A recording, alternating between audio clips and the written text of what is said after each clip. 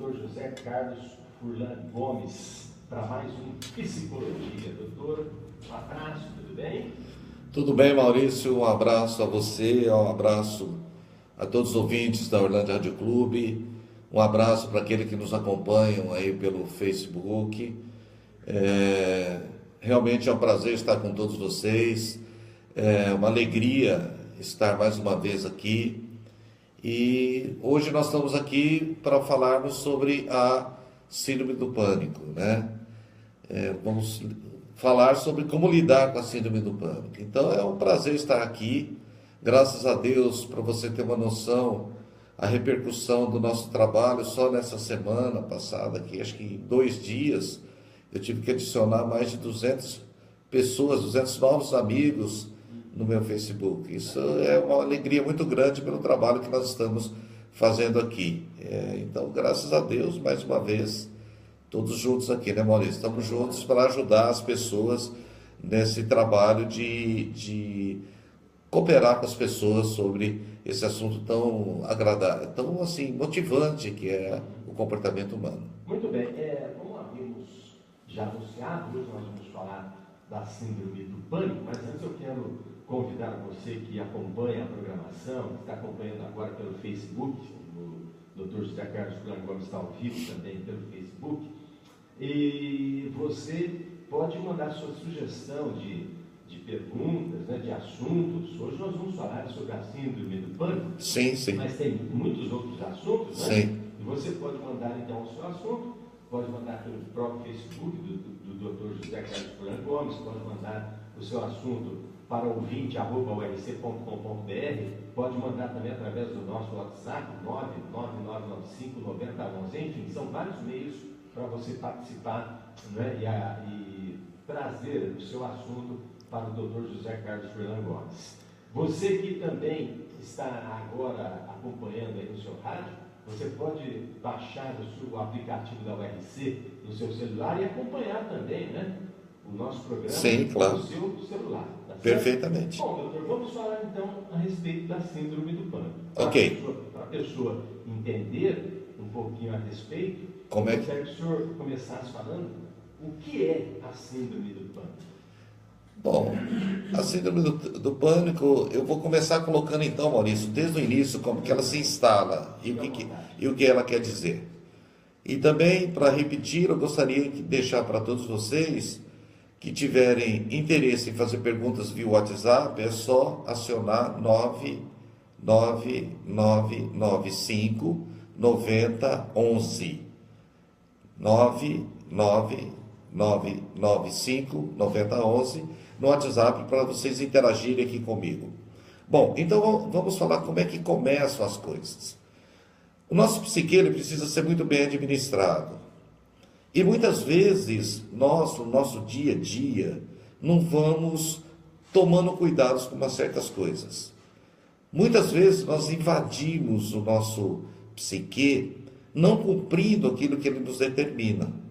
Muitas vezes a nossa inteligência da consciência pede para nós não fazermos uma coisa. A nossa inteligência da vontade, a inteligência volitiva, fala para você não fazer alguma coisa e nós infringimos. Né? Nós acabamos fazendo coisas que o nosso interior não vai aceitando. Ao mesmo tempo, na nossa inteligência emocional, nós não vamos resolvendo certas coisas na nossa vida. Então, o nosso psique, ele começa a ter uma série de pressões internas. E essas pressões, elas vão crescendo. Elas vão crescendo e nós vamos resolvendo, como se fosse um semáforo que está sinalizando um sinal vermelho e nós não obedecemos isso. Nós vamos fazendo as coisas até um ponto que o psique não suporta. Vai acumulando, o psique não suporta. E quando o psique não suporta, ele vai começar a reagir de uma maneira para nos proteger. Tipo assim, você precisa tomar cuidado. Você precisa se obedecer mais. Você precisa resolver esses problemas na sua vida. Nós não fazendo isso, o que vai acontecer? O nosso psique vai sinalizar. E ele vai sinalizar como? Dando um ataque. Então a pessoa está lá, está em casa, está em qualquer lugar. Antes começa um descômodo aqui, um sul aqui, uma questão ali, e nós não vamos ligando. Até que um dia nós estamos parados e o nosso coração dispara. Então o coração dispara de uma maneira anormal. Quando o coração dispara, automaticamente a pessoa começa a secar a boca, a gelar as mãos ou suar os pés. Quando a pessoa tem esse sintoma, foi estabelecido nela, foi instalado nela um pânico. Um pânico por quê? A pessoa tem inicialmente o medo que vai morrer. Meu Deus, eu vou morrer, vai ter um ataque cardíaco, meu coração está disparando, está saindo pela boca. Eu não estou aguentando, eu vou morrer. Só que esse ataque demora no máximo, 8, geralmente 7 minutos. Mas a pessoa fala, eu vou morrer. Então ele recorre a quem? A um cardiologista. Então ele vai no cardiologista, chega lá, faz todos os exames cardiológicos, de esteira, todo o aparato cardiológico, exames cardiológicos são feitos, e o médico diz, olha, você não tem nada no coração, o seu coração está ótimo, o seu coração está bom. Naturalmente, a hora que a pessoa depara com isso, ele começa novamente a ter uma situação de não entender. Fala assim, mas como? Eu não entendo. Eu tive como uma sensação de que tive um ataque cardiológico. E esses ataques começam a acontecer de vez em quando. Então, a pessoa leiga fala, bom, já que eu não tenho um problema cardiológico, eu acho que eu vou ter que procurar um neurologista. E vai ao neurologista para fazer as ressonâncias, encefalograma, todos os aspectos de tratamento neurológico, e, pasmem, não acontece absolutamente nada. Tá bom também no ponto de vista neurológico.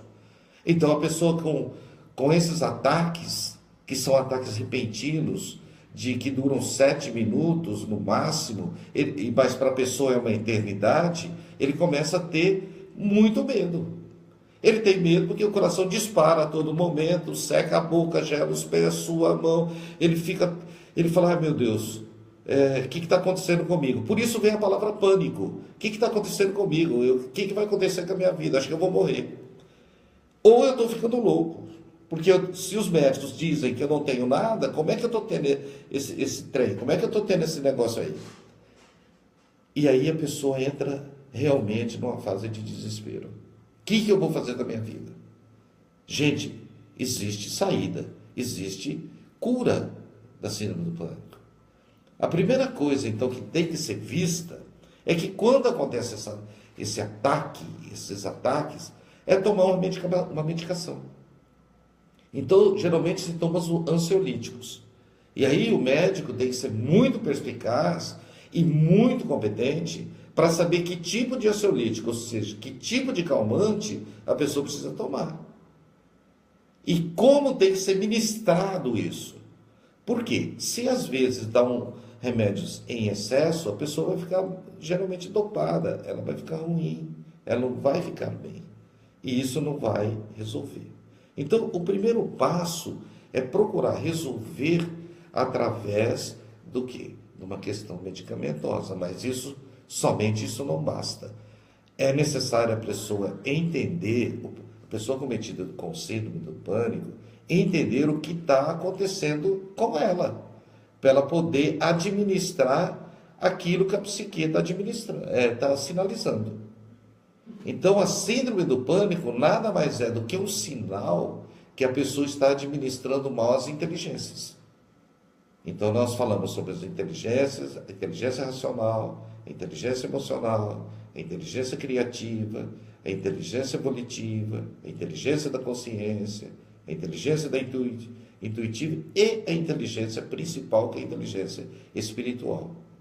Então, o que está acontecendo? Está tendo uma falta de equilíbrio entre essas inteligências. Então, a síndrome do pânico nada mais é do que um grande sinalizador. Que isso não está sendo bem administrado. Ela não é uma coisa que a pessoa, um incômodo que a pessoa vai ter que viver o resto da vida. ela é altamente curável. Por quê? Por qual motivo? A partir que ela entende como que está funcionando a psique dela, que é através de um trabalho de psicoterápico, isso é um trabalho com psicólogos, é um trabalho com terapia muito eficaz, para o paciente ter conhecimento do que está acontecendo com ele, e a partir que ele descobre os fatores que estão desencadeando esses desequilíbrios, ele sai da síndrome. Mas ele precisa de uma ajuda médica. Ele precisa de uma ajuda médica no termo medicamentoso e precisa de uma ajuda psicoterápica. Ele precisa entender o que está acontecendo com ele. Senão ele vai ficar só no medicamento, ele nunca vai sarar. Ele vai ser um dependente de medicações. E isso é muito ruim. As pessoas, elas não podem ficar dependentes só de medicações. Isso faz um mal. Elas têm que aprender a administrar. Então, de um lado, a gente observa que a síndrome do pânico, ela tem uma grande ajuda. Ela é de grande ajuda para que as pessoas se equilibrem. Porque ela é um sinal que está tendo um desequilíbrio dentro do psique, entre as inteligências da pessoa. Então, a partir que ela começa a tomar uma medicação, que ela começa a entender que o cérebro busca um significado do que está acontecendo com ela, naturalmente ela começa a se livrar. Porque é interessante, quando ela se livra da síndrome, ela começa a ter um certo medo de ter os ataques no meio das pessoas. Porque a síndrome do pânico é um medo irreal que vai morrer de um ataque cardiológico ou vai ficar louco. Aquela pessoa que está num aglomerado de pessoas, numa fila de banco, por exemplo, ela pode ter essa síndrome. Pode ter essa síndrome. Ela pode ocorrer em qualquer instante. Tá certo? Ela pode estar, ele está dormindo, acordar. Está tomando uma cerveja num bar com os amigos, de repente, pum, dá um ataque. Então, as pessoas, nós precisamos desmistificar e aprender a lidar com isso. Graças a Deus, quando as pessoas começam a entender que aquele ataque demora no máximo 7 minutos, que naquele momento ele tem que falar, bom, isso aqui vai passar. E eu sempre brinco com as pessoas que eu atendo que têm a síndrome do pânico, eu falo assim, cara, do coração você não vai morrer. Porque o melhor teste cardiológico que existe para alguém é um ataque do pânico, porque o coração bate numa escala, assim, bate numa velocidade muito alta. Né? E se não teve um infarto, é que não vai ter mais. Né? Então, na hora que as pessoas começam a entender isso, que eles começam a enxergar que aquilo que está acontecendo com ele é administrável, que ele precisa tomar o medicamento só para ir diminuindo essa descarga de serotonina que ocorre no cérebro dele. E ele começa a entender como que funciona, como que ele precisa lidar, ele sai da síndrome. E a partir que ele sai da síndrome, ele é uma pessoa mais feliz. A partir que ele sai da síndrome, ele é uma pessoa que consegue administrar o seu psique. Não é? Ele não precisa ficar preocupado com as questões do que vai... se vai morrer, o que vai acontecer com a vida dele. Ele tem uma capacidade de entender que, a partir que ele se auto-administra muito bem, ele sai daquilo ali. Aquele medo que ele tem de ter essa síndrome do pânico, também não é uma síndrome do pânico? Sim, ele começa a ter medo do medo. Ele começa a ter medo do ataque, isso.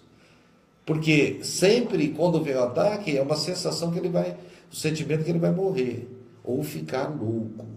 E não vai acontecer nada disso. Muito pelo contrário. Então, nós podemos entender, nós podemos começar a observar que a síndrome nada mais é um sinalizador de que é necessário administrar melhor a psique. É melhor administrar melhor as inteligências que eu citei há pouco. Quando as pessoas conseguem administrar isso melhor, elas vivem bem. Elas sabem que começa a ter um significado, ter um controle. E por trás dessa síndrome, por trás desses desequilíbrios das inteligências, tem que ser necessário, precisa que a pessoa aprenda a viver de um modo diferente, de respeitar mais seus sinais internos. Né? Nós temos um grande sinalizador interno. A inteligência da consciência, ou principalmente a inteligência intuitiva, é aquela sensação que nós temos dentro de nós que precisa ser respeitadíssima. Se acontece, eu vou fazer um negócio e dentro de mim tem um desconforto, de um lado emocionalmente ou racionalmente, poxa, eu vou fazer esse negócio vai me trazer dinheiro, esse negócio vai ser bom, papá. Uma série de requisitos dizendo isso. Mas lá no fundinho tem alguma coisa dentro da gente sinalizando, olha, cuidado, pense bem, com cautela, respeite esse sinalzinho, respeite a nossa inteligência intuitiva. Dentro de nós tem algo muito sábio que precisa ser extremamente observado, extremamente obedecido. E que nesses mais de 30 anos de atendimento que eu tenho observado, é que as pessoas grande parte das pessoas, não respeitam esses sinais. Não dão importância para esse tipo de inteligência. O nosso processo educativo, tudo, nós acostumamos querer viver somente naquilo que nós racionalizamos. Aquilo que nós achamos que tem que ser isso aqui eu estou pensando desse jeito, isso que vai dar certo. E é o grande erro. Pensar faz muito bem, porém nós temos que estar muito atentos, extremamente atentos a esses sinais internos, sutis que nós temos, e eles que nos norteiam de uma maneira extremamente sábia. Então, a síndrome do pânico vem muito da desobediência desses sinais internos e a não realização de coisas que precisam ser feitas na nossa vida. Então, síndrome é altamente curável. Síndrome é altamente... as pessoas saem dela de uma maneira muito fácil. Porém, é necessário seguir tais passos. A experiência tem nos mostrado que, seguindo esses passos, naturalmente as pessoas viverão muito, mas muito melhor. Ô, doutor, a síndrome do pânico pode ser genética? Não, eu não acredito que seja genético. O que acontece é que tem famílias que são mais ansiosas. E a ansiedade, a depressão não pode levar a uma síndrome do pânico? Não, a síndrome do pânico é a ansiedade num grau elevadíssimo. É o mais alto grau da ansiedade. Mas não pode falar, poxa, a ansiedade é uma doença. Não, então a pessoa tem uma assim, não. A ansiedade, essa síndrome, ela é um sinalizador que as coisas precisam ser bem administradas. Então é um sinal para nós, é um grande colaborador para a gente mudar o estilo de nós administrar nossa vida. Então não pode ser entendido como uma coisa, isso é um malefício. É desconfortável ter uma síndrome, porém é importantíssimo que as pessoas entendam que através da síndrome pode ter um grande aprendizado de vida, que através da síndrome a gente pode lidar diferente, administrar de forma diferente o nosso psicológico. Doutor, como é feito o diagnóstico do problema? Ele acontece porque acontece dentro desses sinais. Você procura o senhor lá no consultório, é que o senhor já... O que acontece é que tem muito erro de diagnóstico. Então às vezes, uma ansiedade um pouquinho maior, as pessoas já falam, estou com síndrome do pânico. E às vezes tem médicos que falam que está com síndrome do pânico, e não é. A síndrome do pânico acontece com esses sinais. Quais? Acelera o coração muito mesmo. É uma taquicardia num grau elevado. Seca a boca, gera os pés, sua a mão, e um sentimento de desconforto enorme. Aí sim, tem uma síndrome. Se não tem isso, não é síndrome. Entende? Então, qualquer ansiedade um pouco maior, às vezes tem uma ansiedade da pessoa só suar a mão. Não é uma síndrome do pânico. Entendeu? Então, os sinais são muito característicos. E os ataques dão assim, de repente a pessoa ela dá uma parada assim, o coração para, ela começa... Ela tem a sensação que vai morrer. Por isso chama pânico a pessoa. Por que tem o nome pânico também? Porque a pessoa não entende o significado daquilo ali. Ela não entende o que está acontecendo com ela. E o psicológico, nós precisamos entender o que está acontecendo conosco. Quando nós entendemos o que está acontecendo conosco, naturalmente nós sabemos lidar com aquela situação. Então, o ataque vem que o psique, o cérebro, começa a nos direcionar. Fala, olha, você precisa cuidar disso. Vai cuidar disso. E nós não podemos ser orgulhosos. Nós precisamos de uma ajuda para isso. E não só uma ajuda medicamentosa. Nós precisamos principalmente de uma ajuda médica. Né? Principalmente a intervenção da inteligência espiritual, de nós pedirmos para Deus, enfim, reconectarmos com Deus e termos mais fé. Né? E principalmente tem que ser, na parte medicamentosa, tem que entender muito bem de como ministrar tais medicamentos. A experiência nesses 30 anos tem mostrado para a gente, mais de 30 anos, tem mostrado para a gente que a administração medicamentosa frente à síndrome do pânico tem que ser de uma maneira muito eficaz, e principalmente nos momentos do ataque. Isso tem dado um resultado muito melhor do que tomar de uma maneira cedo tarde e tal. Mas quando tem a crise, vamos chamar o ataque do pânico, a crise é o momento necessário para que as pessoas possam ali assim se medicarem. E naturalmente esse medicamento, ele vai, com o tempo, ele vai tirando. A partir que a pessoa vai entendendo o que vai acontecendo com ela, vai diminuir o uso da medicação, são ansiolíticos, mas aí está a perspicácia médica de entender qual ansiolítico é para cada tipo de pessoa e cada tipo de síndrome. Tem complicações piores para a pessoa que tem a síndrome do pânico? Tem complicações, ela às vezes tem o medo social, às vezes ela tem medo de sair na rua e da crise e ela não sair da crise. Tem momentos que ela chega e diz assim, olha, será que eu vou sair dessa síndrome? Eu nunca vou sair disso, então eu não vou sair para a rua, eu vou ficar só em casa. Existe um comprometimento nessas áreas. Mas a partir que ela vai entendendo o que vai acontecendo, e a partir que ela vai entendendo que a síndrome, ela vence uma síndrome, a partir que a pessoa vence uma síndrome na vida dela, esses ataques de pânico, naturalmente ela tem uma estrutura psicológica para enfrentar coisas muito piores e sair vencedora. Isso é importante, o aprendizado de uma síndrome, né? Não fugir dela, mas a partir que as pessoas enfrentam a síndrome, a partir que as pessoas sabem que elas podem lutar e podem aprender com a síndrome como um grande aprendizado para a vida, é fantástico. E participar disso com as pessoas é maravilhoso, porque a gente acaba aprendendo muito com elas, né? É fantástico. Doutor, mais alguma coisa a respeito desse problema?